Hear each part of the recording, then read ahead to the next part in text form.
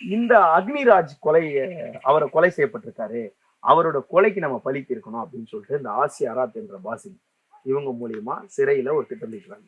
சபதம் போடுறாங்க. ஆமா, சபதம் போட்டு சிறையில இருந்து அப்படியே வெளியே வராங்க. சிறையில இருந்து ஆசி அராத் என்ற பாசிலோட தொடர்பு ஏற்படுது. அப்ப சிவகங்கை சேர்ந்த அக்னிராஜ் அவரோட கொலைக்கு நம்ம பழி தீர்க்கணும் அப்படின்னு இவங்க முடிவு பண்றாங்க.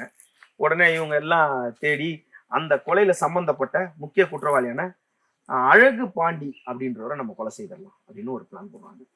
இந்த கொலை இப்ப எப்ப பிளான் போடுறாங்கன்னா, இவரும் போறாரு கூட, யாரு, அகிலனும் போறாரு. 23/1/2023, அதாவது 2023 திரும்ப ஜனவரி. இவர் பாத்தீங்கன்னா டிசம்பர் ஜனவரி ஏதாவது ஒரு சம்பவம் ஜெயிலு. இவருக்கு டிசம்பர் ஜனவரினாவே சரி வராதுன்னு நினைக்கிறேன்.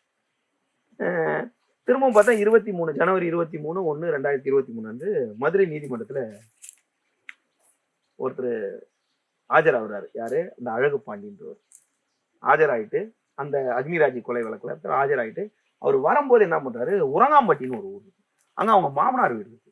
அந்த மாமனார் வீட்டுல போய் நைட்டு ஸ்டே பண்ணிக்கலாம்னு சொல்லிட்டு மாமனார் வீட்டுல போயிட்டு அந்த ஊர்ல அவங்க மாமனார் வீட்டுல அவர் இருக்கிறாரு.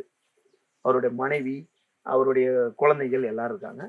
அப்ப அவங்க மாமனார் வீட்டுக்குள்ள வீட்டை உடச்சிட்டு உள்ள போறாங்க.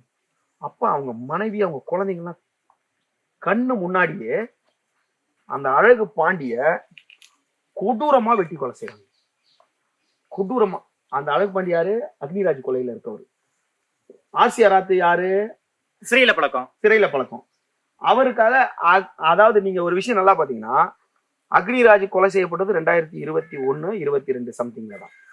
ஆனா அவருடைய நேர்காலம் நம்ம அதை பத்தி தெளிவா தேதி வாரியா சொல்லியிருப்போம். ஆனா இந்த அகிலன் வந்து 2018லயே சிறைக்கு போயிட்டு வந்த, சீர்திருத்த பள்ளிக்கு போயிட்டு வந்தாரு. அப்போ அக்னிராஜால இவர் ரவுடி ஆகல, இது ஆல்ரெடி அக்யூஸ்ட்.